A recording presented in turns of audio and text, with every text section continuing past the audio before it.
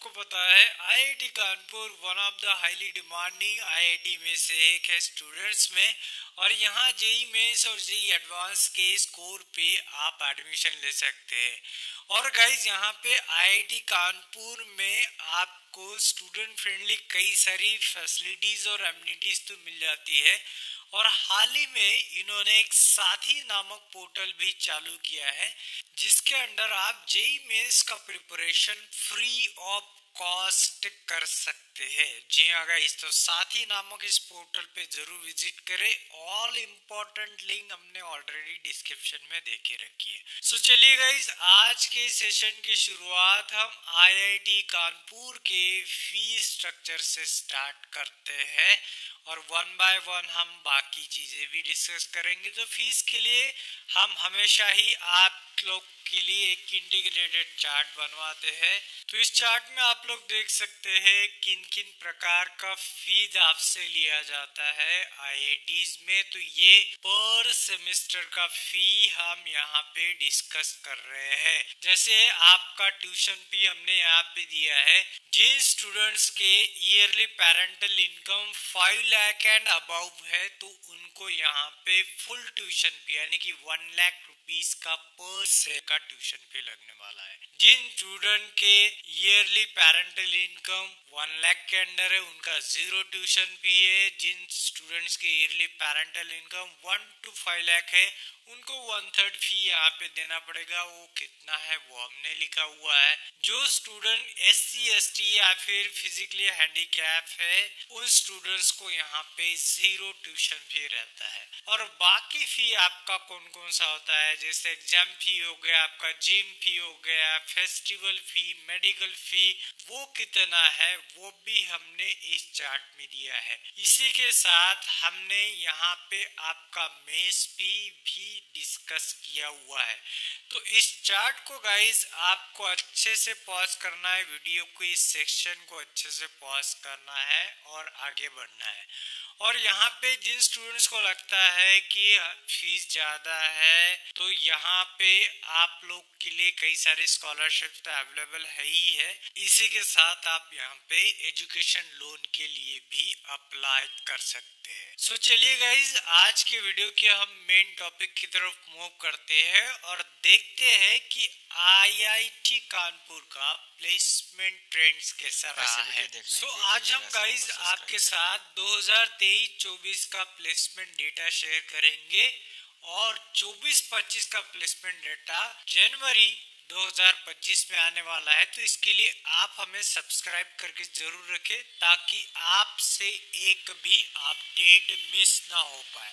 सो चलिए, first branch है guys हमारे पास एरोस्पेस इंजीनियरिंग, जिसमें 35 स्टूडेंट रजिस्टर हुए थे, उसमें से 27 प्लेस हो चुके हैं।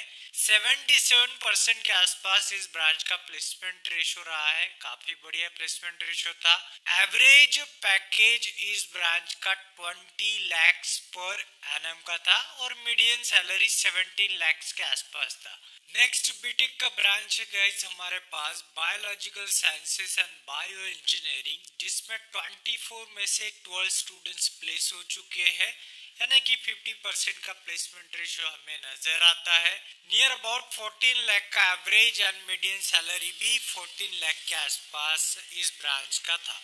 नेक्स्ट है फिर इसके बाद हमारे पास सिविल इंजीनियरिंग, जिसमें 104 स्टूडेंट में से 72 स्टूडेंट्स प्लेस हो चुके हैं, यानी कि लगभग 69% के आसपास इस ब्रांच का प्लेसमेंट रेशो रहा है।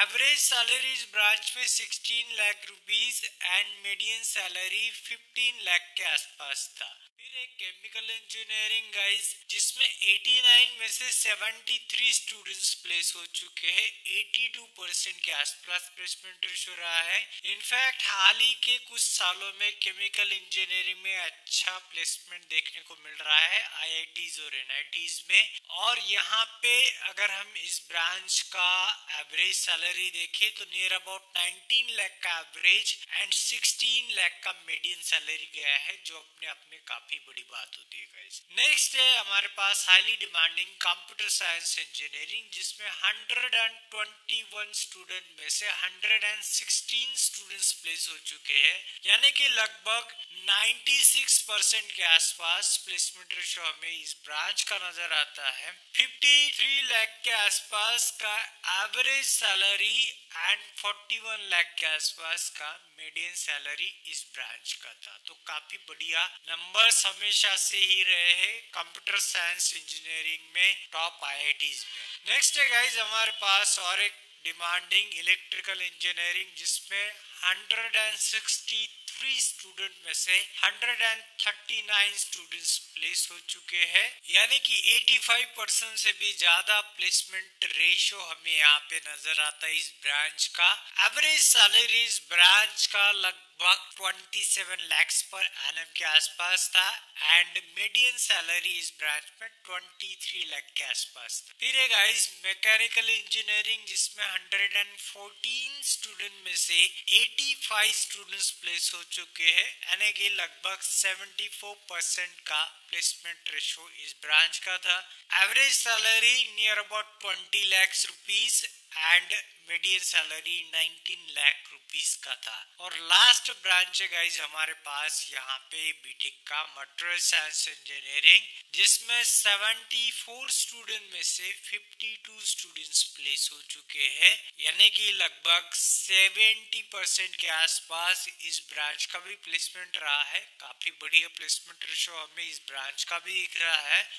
Average salary 17 lakh rupees and median salary 15 lakh rupees का था। तो ऐसे अगर हम प्लेसमेंट ट्रेंड देखें तो आईआईटी कानपुर अभी भी टॉप क्लास आईआईटीज में है, चाहे वो प्लेसमेंट की बात हो या फिर स्टूडेंट फ्रेंडली फैसिलिटीज की बात हो। सो चलिए गाइज, इतने बढ़िया इन्फॉर्मेशन के बाद अगर आपको भी लगता है कि आईआईटी कानपुर में आपको एडमिशन लेना चाहिए, तो आपको पता होना चाहिए कि यहाँ पे ब्रांच वाइज कट ऑफ कैसे रहते हैं जेईई एडवांस के।